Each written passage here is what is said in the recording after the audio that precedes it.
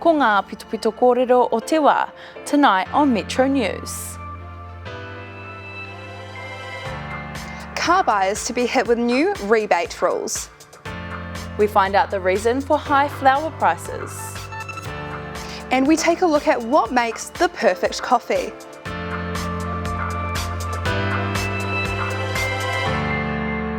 Kia ora o tautahi and welcome to Metro News. A program brought to you by the students of the New Zealand Broadcasting School. Changes are being made to the government clean car scheme. The goal is to reduce carbon emissions, and as McKayla Wright reports, some cars are no longer eligible for a rebate, while others will be more expensive. On the 1st of July, imported high-emitting vehicles will be slapped with increased fees, and rebates for zero-emission imports will also change, the maximum money back decreasing. The government intended for the Clean Car Discount Scheme to be self-funded, but with the uptake being much stronger than expected, they've had to make changes to be financially sustainable. Around half of the vehicles that now come into the country are low emission. With over 100,000 rebates granted since the scheme began, we currently have one of the fastest uptakes of EVs in the world. So we've been just in business now 5 years. Business was steadily growing. The Clean Car Discount came along over 2 years ago now, so demand rose by about 20% overnight. The changes introduced also removed the rebate for some low-emission vehicles. We're keen to see these changes introduced. We're keen to see those customers now refocused on what is actually a clean car. On the other side of the road, customers looking for alternative affordable options may not like this. So what's happened is there were cars that were GL Swift, RS Swift and Ignis were getting rebates. Now they're no longer eligible for a rebate. Even our Swift Hybrid is no longer eligible for a rebate. So what does the average Kiwi buyer think? I wouldn't mind getting an electric car because obviously it's better for the environment. But that's if I had the money. Some people might prefer getting like a petrol or diesel car. You know, if a farmer can't buy another alternative other than the ute that he uses every day, it's just a straight tax. It's an ongoing debate. Fuel for thought for motorists and the government alike. McKayla Wright, Metro News. It's been remarkably successful, a video game developed right here in Christchurch. Just 7 weeks since its release, hundreds of thousands of people are playing. Pretoria Gordon has been to visit the team at Black Salt Games and she joins us now. Pretoria. A video game about fishing, Dredge, is making waves overseas. Although it was only released at the end of March, it has already sold over 367,000 copies on games distributor Steam, making over $7.3 million in revenue. Right here in Otatahi, a team of just 4 have created a game that's become a worldwide success. The reception to Dredge has exceeded my wildest expectations and dreams. I don't think you can ever really expect or really realistically hope for the kind of success that we've been lucky enough to have. The game industry is booming in Aotearoa, generating more than $400 million a year. So Dredge is kind of this strange juxtaposition of a lot of different genres and mechanics. It focuses around a day-night cycle, which is kind of the core of that juxtaposition, right? You've got this pleasant daytime experience, but then night happens and the fog rolls in and, horrors come out to get you. Developed by Black Salt Games right here in the Salt District, Dredge is a dark, atmospheric adventure game that has taken the world by storm. And the best part? It was made by 4 Kiwis who shared a passion for gaming and a desire to create something unique. It's a small industry in Christchurch, but it's a very close-knit and supportive and growing industry as well. While the artists are happy with how overwhelmingly positive the reviews are, the best part is seeing it played by those they look up to. It's been really awesome for us. It's pretty crazy, yeah. Watching the famous streamers and influencers playing the game online. Seeing our game on those kind of platforms has been pretty crazy. They're hoping to be nominated for Best Indie Game of the Year when the international awards open in August. That will definitely be something that we're looking at this year. It would be really cool to get that sort of recognition for Dredge as well. They were originally planning to create new games, but after Dredge's success, they've decided to focus on updates instead. For all you Dredge heads out there, Black Sock Games say they'll be releasing 3 free versions by the end of the year. They'll also be releasing a passive version without the horror, so players can fish without fear of being attacked by monsters. Thank you, Pretoria. Since the 2011 earthquake, Gap Filler has helped revitalise the city, turning empty lots into fun and playful spaces. Now, as Katie Oliver finds out they are still busy at work, focusing on the future. It's no secret the Christchurch quakes left the city with some big gaps to fill. Entire buildings rendered useless due to damage, empty lots filled with rubble. Otatahi needed vast reshaping. That's where Coralie and the team at Gap Filler came in. But we were concerned about a rebuild being rushed, and we wanted to sort of show that there were ways to use spaces in a temporary way that could allow us to rethink rebuilding. The social enterprise started out helping bring colour back to the city. Something I think that's really important about the kind of work that we do is that it allows lots of people to participate in making their own place in the city. 13 years on, Gap Filler is aiming to make play a pillar of Christchurch's identity. We play in the hills, we play in the mountains, we play in the sea. It's building on a lot of what we already do here, but it's trying to really take that and run with it and make us better known for it. Urban Play Coordinator Kate Finnerty believes play is about more than just having fun. It's not just playing in your local footy team. Like, play is fundamental for a child's kind of upbringing and development, but it's also really important for adults that we learn to play, or not learn to play, but that we keep playing. Finnerty explains urban play environments foster better communities. After the earthquakes, Christchurch was left with countless empty spaces just like this one. But with the help of Gap Filler, Christchurch went from a place of grey to a place of play. Katie Oliver, MetroNews. The call has gone out for shoppers to support local craftspeople. The Arts Centre market has struggled because of COVID, and as I found out, they still need more customers keen to buy New Zealand made. The Arts Centre market is Otatahi's longest running market, and with over 60 stallholders, it's a crucial line of business for many Cantabrians. But, like many others in the country, keeping things running has not been easy. Countless struggles. We didn't have domestic tourists because of COVID, and we didn't have foreign tourists, so it was incredibly difficult to stay alive. Duncan's been selling his jewellery here for 4 years. Sales were good, and then COVID lockdown hit in early 2020, and it's taken time to build it back up. For small businesses in Otatahi, markets like this can be their only way of getting income. But with the COVID pandemic and ongoing cost of living crisis, making a livelihood has become significantly more difficult. If I didn't attend this market, I don't have another outlet, like I don't have a website or anything, so it's basically word of mouth. Stallholders say another selling point is everything is local. We don't sell any imported stuff. The people who sell, they have to make it themselves. And I think that we need outlets for locally made, sustainable handcraft. It is also a chance to get immediate feedback. Trading here, I can talk to customer directly face to face, so I can see people's reaction. So it's good fun to chatting with customers.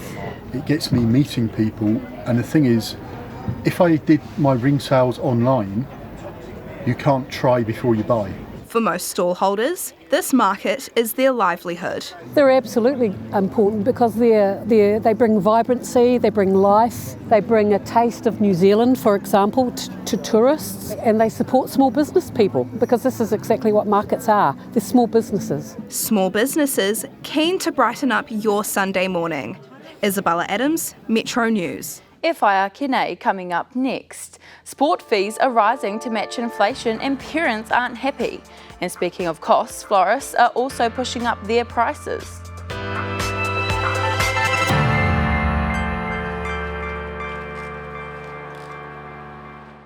Dan. Oh, hey Miles. Hey, how you doing? I'm doing good. How are you? Good. Yeah. What are you doing in my booth? I'm here to record an interview. On what? Sound. Oh, sound. Okay. Yeah. Hi, I'm Dan and I'm Senior Sound for MetroNews 2023.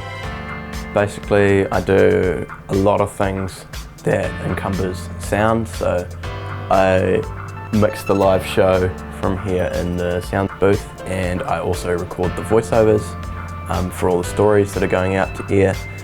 So basically, anything sound related kind of goes somewhat through me. When I'm recording voiceovers, I go down to audio post, fire that up, turn on the speakers, turn everything on, and then I find my journo and get them in the sound in that little voiceover booth and chuck their headphones on, explain to them what kind of the rundown of how this kind of works, and then jump inside and set up the template for the session. And when that's all set up, hit record, tell them to go, get them to do it once, tell them to come and listen to it. They listen to it, and then whether they like it or not, we change some stuff, make sure that they emphasise different things, read out, make sure it's read clearly and that kind of stuff. And then I bounce that clip out of Pro Tools and send it to the editor to chuck right into the story straight away. And so the live cross, they come and grab their ears and their phone to get communication, and they go out to find their location, and I also then go downstairs with the ears and the mics for the anchors and mic them all up so that they can be heard. And then after that, I basically give them a little test, tell them to have a speak, turn their voice and make sure they're sounding good, and then I just run through all the different sources that come in for the show and just check that they're all working and check that they sound good and that they're at the right levels. And then during the show, I just flick them up and down to make sure that whatever is needing to be heard at that point in the show is heard, and everything else that isn't is not heard. When I fired up the studio, I like to play a bit of music for everyone who's in the studio, so that's the TDs, the directors, and everyone who's just hanging out before the rehearsals. So got our class to make basically a studio playlist where we got a bunch of different songs in there that everyone likes, so that we just have something playing in the background so that it's not just a real quiet studio.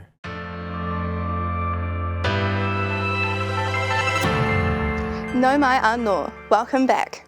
In the midst of a cost of living crisis, some local football clubs have had to increase their fees. It means parents are having to fork out more money, and not surprisingly, they aren't impressed. Sam Coughlan is covering the story and joins us now. Sam. The cost for a kid to play sports has never been higher, especially when it comes to large families or parents with or children who play more than one sport. But for clubs who rely on this money to stay afloat, they're feeling the pinch, but say they're doing all they can to keep it cheap. Playing sports on a Saturday morning is for many a quintessential part of growing up. But with registration costs higher than ever, some parents are worried it's too much.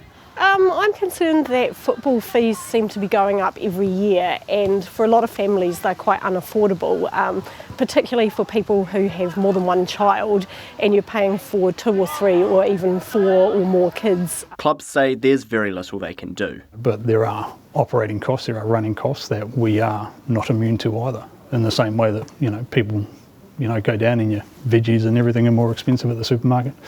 Your power bills are more expensive. We're not immune to those things as well. Fees are skyrocketing across the board, with some clubs charging over $200 to register a youth player.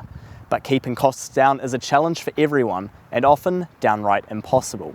They are as cheap as they possibly can be. Support-wise, the governing body do give us support. What we lack in is facilities. We'd love to be able to play all year round, but we can't do that, and that's more local government, not our sporting body. He says the council needs to do more. Our sporting body works with us to try to obtain those particular facilities, but our local government, there seems to be a bit of a challenge for that to happen. It's interesting where other regions can make it happen, but obviously ours can't. There's no easy fix. Parents say costs are too high, but clubs can't go any lower. Some good news. Mainland Football say they have a hardship fund set up to help parents who struggle to pay fees. Another way they're helping, they've made coaching and refereeing courses for parents completely free. Mainland Football also says fees for different clubs will always vary because some provide better facilities than others. Thank you, Sam. High prices seem to be a recurring issue, so it's probably no surprise flowers are going up too. Turns out they are becoming harder to produce. Halle Linton reports. Despite their beauty, it is now the price that makes people stop and stare at flowers. On average, a standard bouquet is $30 to $50, some reaching over $100. After 40 years in the flower business, Ian Harvey says they're fragile and high maintenance. There's a lot of work involved in them. Some of the bigger producers have quite a staff, and there's a cost in producing them. Me being a former grower, I'm a bit more aware of it than some of the florists that are here. United Flower Growers say recent weather events have pushed up prices. And over the last 10 years, production costs have gone up too, and it's making flowers expensive. I try and put as many flowers as I can in for a value, because you don't want to put people off, because there's so much else people could purchase for a gift for a birthday, for example. If the flowers are too expensive, they'll go and buy chocolates. The price of flowers fluctuates with the time of year, and as winter approaches, they tend to be more expensive as they're harder to grow. Ian relies on his customers coming back, so he makes sure his flowers are fresh, good quality, and the best value for money. Like many small businesses, staying afloat during COVID and keeping up with the cost of living isn't easy. It's much more difficult these days. It's got a lot harder. People don't have the money for extras, which flowers are. Despite these challenges, both United Flowers and Ian are optimistic for the future. Halle Linton, MetroNews. You'd be forgiven for thinking croquet is a sport for retired people. Well, as Sophie Vaughan finds out, players and officials are on a mission to change that stereotype. Croquet's always appealed to the older age bracket. In fact, almost 95% are 60 plus. Oh, and that's a justified perception because, the vast majority of the membership is of an older age. But now there's a drive on to get more younger people into the game. And those who are doing well.